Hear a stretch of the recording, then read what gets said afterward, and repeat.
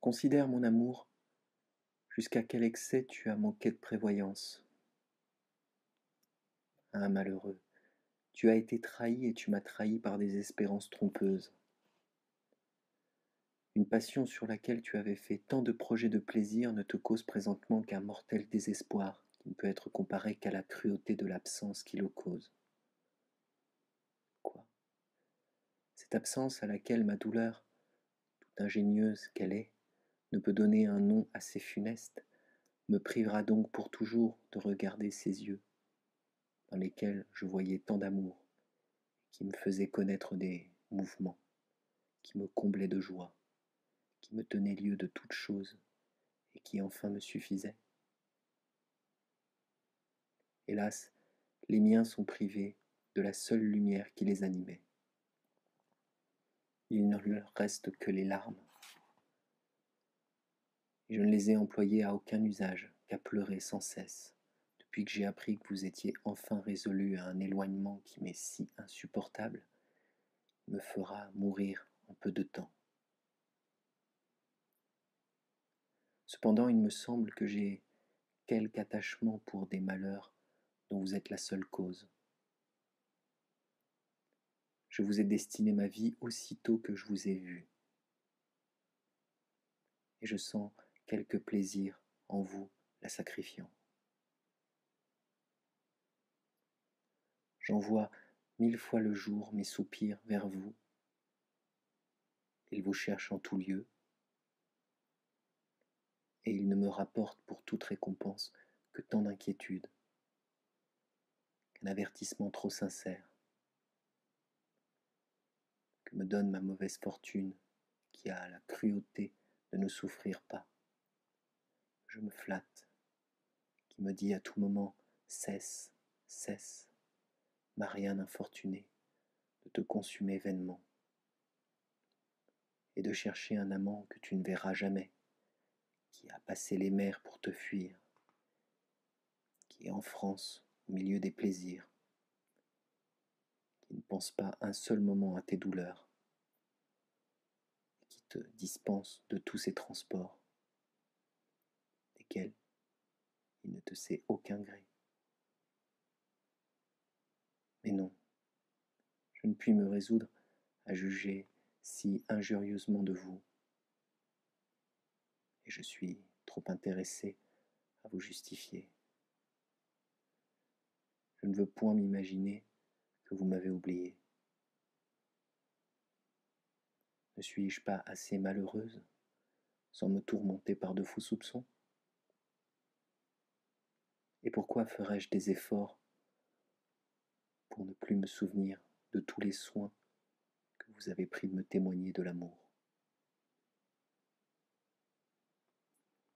J'ai été si charmée de tous ces soins que je serais bien ingrate si je ne vous aimais avec les mêmes emportements que ma passion me donnait quand je jouissais des témoignages de la vôtre. Comment se peut-il faire que les souvenirs des moments si agréables soient devenus si cruels? Et faut-il que, contre leur nature, ils ne servent qu'à tyranniser mon cœur?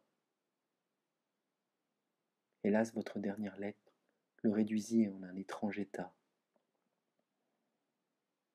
Il eut des mouvements si sensibles qu'il fit, ce semble, des efforts pour se séparer de moi, et pour vous aller trouver. Je fus si accablé de toutes ces émotions violentes que je demeurai plus de 3 heures abandonné de tous mes sens. Je me défendis de revenir à une vie que je dois perdre pour vous. Puisque je ne puis la conserver pour vous, je revis enfin, malgré moi, la lumière. Je me flattais de sentir que je mourais d'amour. Et d'ailleurs, j'étais bien aise de n'être plus exposé à voir mon cœur déchiré par la douleur de votre absence.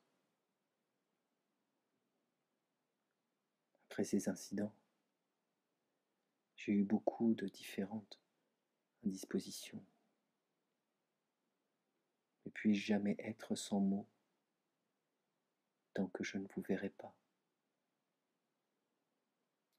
Je les supporte cependant sans murmurer, puisqu'ils viennent de vous. Quoi? Est-ce là la récompense que vous me donnez pour vous avoir si tendrement aimé? Mais il n'importe, je suis résolu à vous adorer toute ma vie et à ne voir jamais personne. Et je vous assure que vous ferez bien aussi de n'aimer personne. Pourriez-vous être content d'une passion moins ardente que la mienne? Vous trouverez peut-être plus de beauté, mais vous ne trouverez jamais tant d'amour, et tout le reste n'est rien. Ne remplissez plus vos lettres de choses inutiles, et ne m'écrivez plus de me souvenir de vous. Je ne puis vous oublier, je n'oublie pas aussi que vous m'avez fait espérer que vous viendriez passer quelque temps avec moi. Hélas, pourquoi n'y voulez-vous pas passer toute votre vie? S'il m'était possible de sortir de ce malheureux cloître, je n'attendrais pas en Portugal l'effet de vos promesses. J'irai sans garder aucune mesure vous chercher, vous suivre et vous aimer par tout le monde. Je n'ose me flatter que cela puisse être.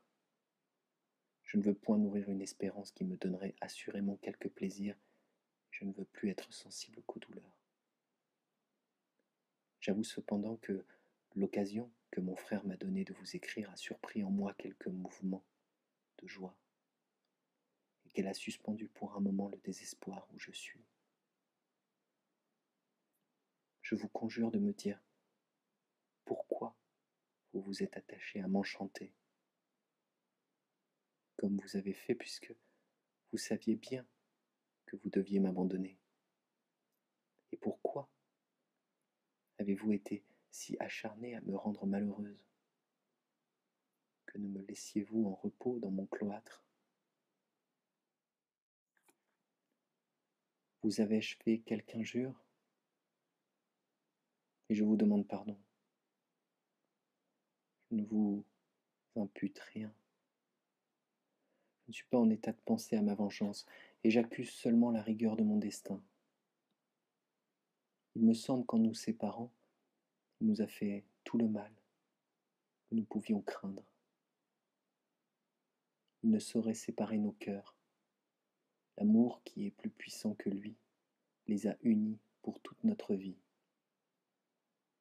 Si vous prenez quelque intérêt à la mienne, écrivez-moi souvent. Je mérite bien que vous preniez quelque soin de m'apprendre l'état de votre cœur et de votre fortune. Surtout venez me voir. Adieu. Je ne puis quitter ce papier, il tombera entre vos mains. Je voudrais bien avoir le même bonheur. Hélas, insensé que je suis, je m'aperçois bien que cela n'est pas possible. Adieu. Je n'en puis plus. Adieu. Aimez-moi toujours. Et faites-moi souffrir encore plus de maux.